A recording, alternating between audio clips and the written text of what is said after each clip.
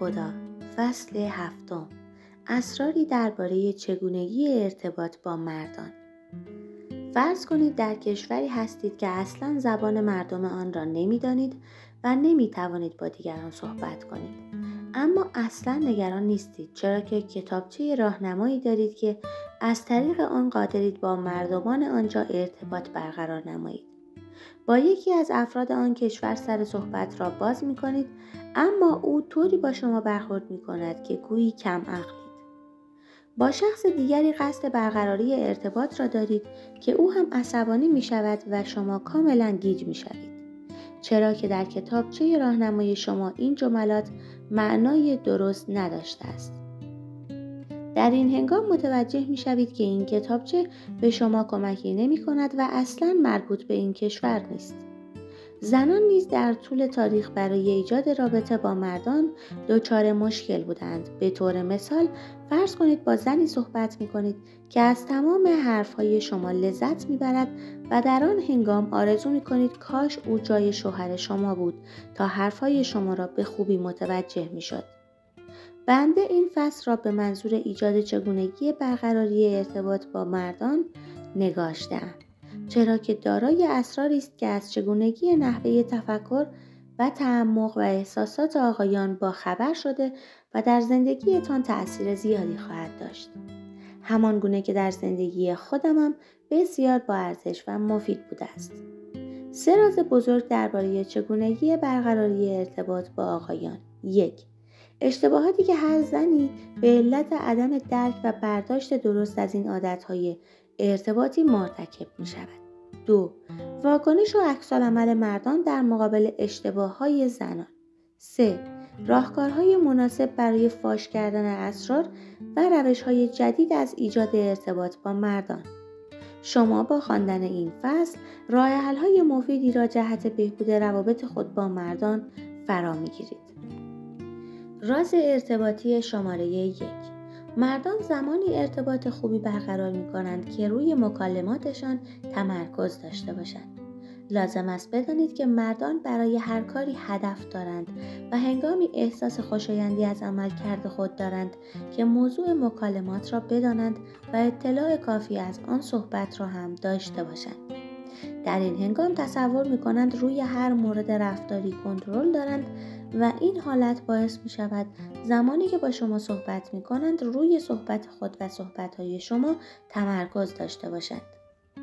آنان حتی خواهان دانستن هدف گفتگوهای شمایند و آنکه منظورتان از ایجاد این صحبت ها چیست و گاهی برای صحبت با شما زنان جنبه منفی را برداشت می کنند و گاهی از صحبت های خود یادداشتی دارند تا بدانند چه کار می کنند.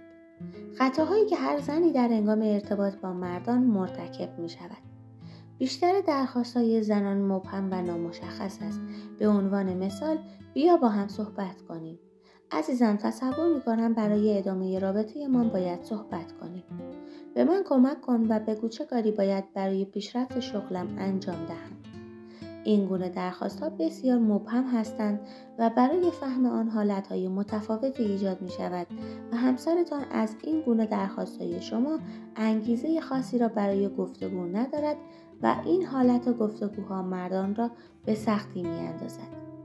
انگار باید آنچه را که شما می‌خواهید و او نمی‌داند به شما ارائه دهد و تصور می‌کند باید درکتان کند و راه حل نشان دهد، در حالی که خواسته شما برایش مبهم و گنگ است.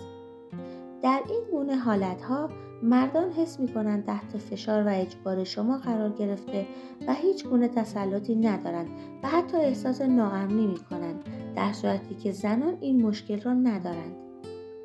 علت نبودن چنین حسی در خانم‌ها این است که زنان بیشتر علاقه به فرایند محوری دارند تا هدف محوری. همیشه 2 زن خیلی راحت می توانند با هم صحبت کرده و بگویند بیا با هم حرف بزنیم و حتی اگر موضوع گفتگو را ندانند ناراحت نمی شوند، بلکه هر زنی از فرایند تخلیه احساسات خود لذت می برد، در صورتی که از دیدگاه آقایان نبود هدف در گفتگو عذاب آور است. چگونگی عکس‌العمل آقایان.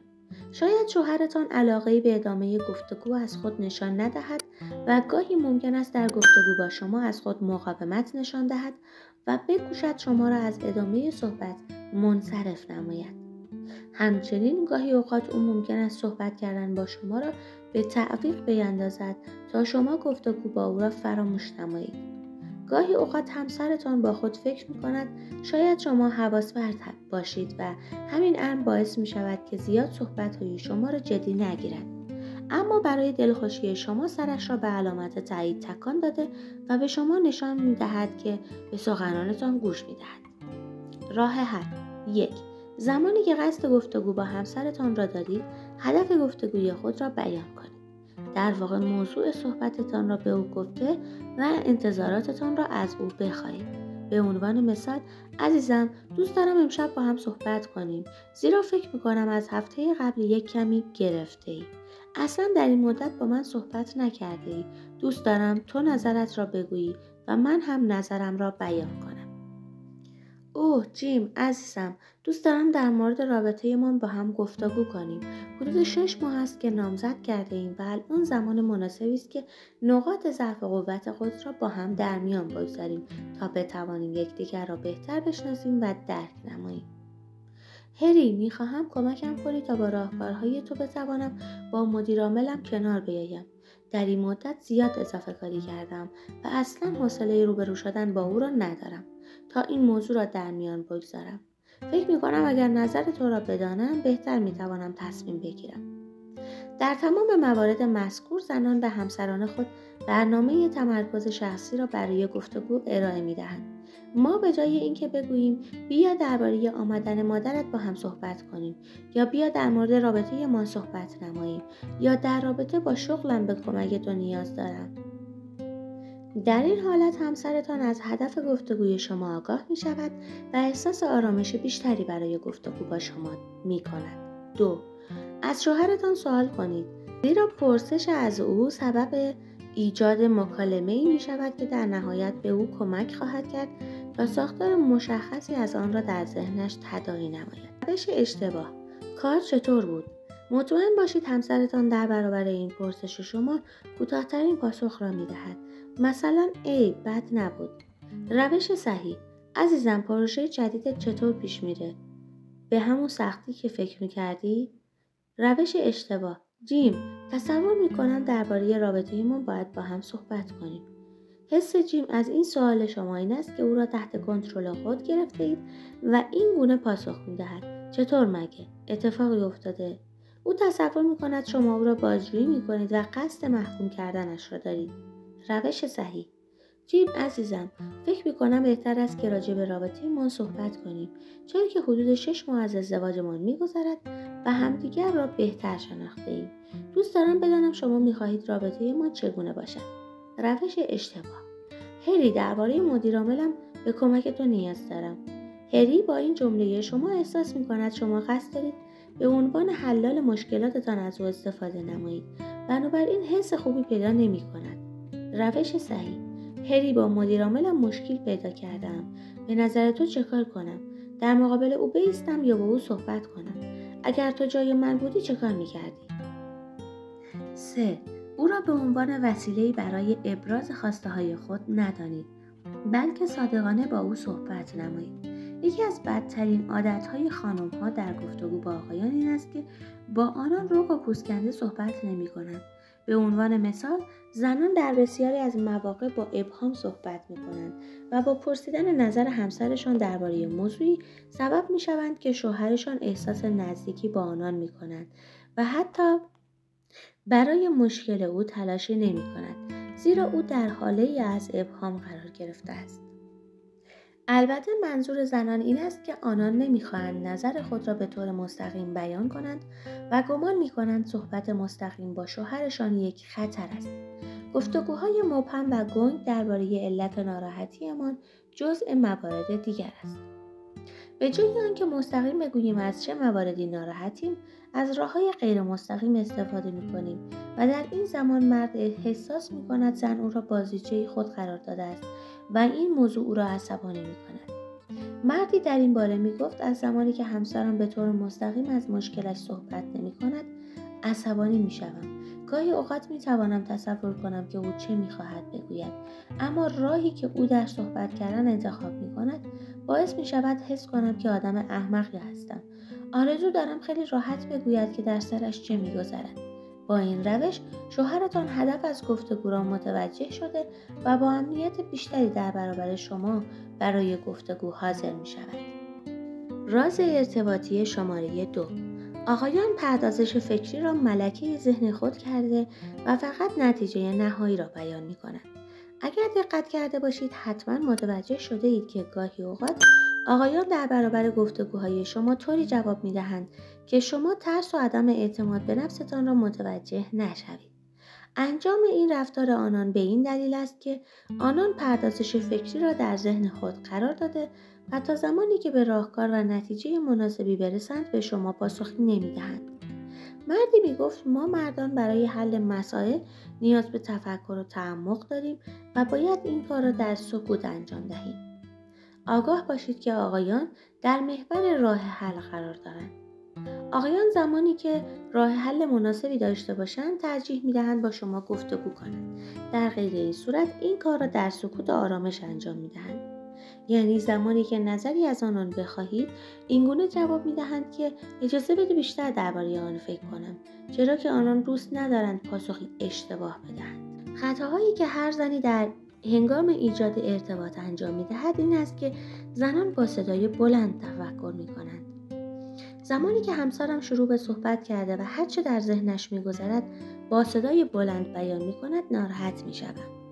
زمانی که همسرم تک تک مراحل مشکلاتش را با صدای بلند بیان می‌کند و تمام کارهای روزانه‌اش را به صورت لیستی در می‌آورد، این رفتار او باعث می‌شود که از کنارش بلند شده و اتاق را ترک کنم. گفته‌های زیادی را مانند این شکایت از آقایان شنیده‌ام، اما این مشکل به دلیل تفاوت بین زن و مرد است، چرا که مردان در محور راه حل و زنان در محور فرایند قرار دارند. گزارش مذکور چگونگی تفاوت‌های زن و مرد را نشان می‌دهد و با خواندن آن به تفاوت‌های آنان پی می‌بریم. جودی در حال گفتگو با شوهرش است. من باید کت و شلوارت را به خشکشویی ببرم. اگرچه باید این کار را دیروز انجام می‌دادم. دیروز جلسه داشتم و خیلی طول کشید و زمانی که به خشکشویی رسیدم تعطیل شده بود. اما اشکال ندارد، امروز حتما این کار را انجام میدهم. راستی باب، میخواهم کت و شلواری را که هفته قبل برایت گرفتم پس بدم. البته اگر پس بگیرد، چون شلوارش کمی پاره بود. اما بهتره ابتدا به فروشگاه بروم و بعد به خشکشویی. وای نزدیک بود یادم برود. به سنری قول داده بودم شماره تلفن دکتر را به او بدهم.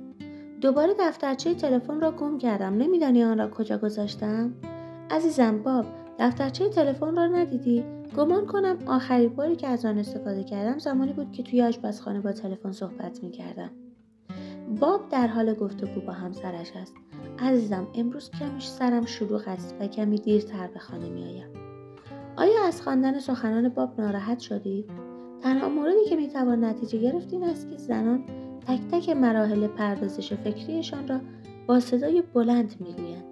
گاهی زنان ممکن است متوجه رفتارشان نباشند. در واقع جودی نمیخواست تک تک اطلاعات کاریش را به همسرش بگوید، اما برایش آسان بود که مراحل کار روزانه‌اش را با صدای بلند مرور کند. این کار سبب می شود صدای تفکرش را بشنود، در حالی که تمام مدت در جایی نشسته است و به این فکر می کند که مردان در این مواقع که همسرشان با صدای بلند فکر می کنند چه کاری باید انجام دهد. چگونگی واکنش آقایان. بیشتر واکنش مردان مانند واکنش باب است و او در حالی که یک جا نشسته است به این موضوع می‌اندیشد که زنان پرچانه‌اند. البته منظور واقعی مردان این است که زنان در مقایسه با مردان بیشتر دوست دارند بشنوند و افکارشان را بیان کنند، در حالی که این رفتار برای زنان طبیعی است و برای مردان غیرعادی به نظر می‌آید. بیان اصل مطلب. آیا تا به حال برایتان پیش آمده که در حال بیان افکار و احساساتتان هستید و شوهرتان با بی‌صبری میگوید عزیزم حاشیه نرو، برو سر اصل مطلب؟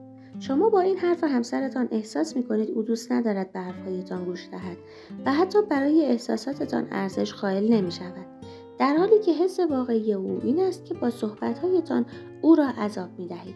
بنابراین حال که متوجه شدید مردان راه حل محورند، بهتر آنان را درک می‌کنید.